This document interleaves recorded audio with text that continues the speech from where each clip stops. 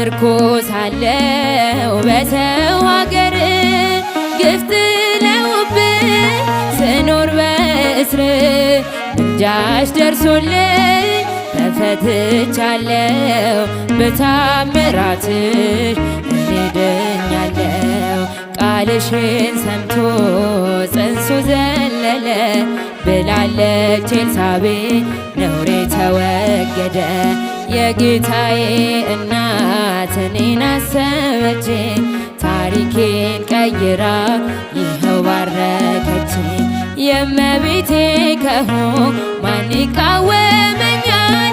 ወጀቡም አይበሎም ይታዘዝልኛል። ድርቤን አርቀሽ ነውሬን ሸፈንሽው እማ አምላክ ባንቺ መቼም አላፍርም።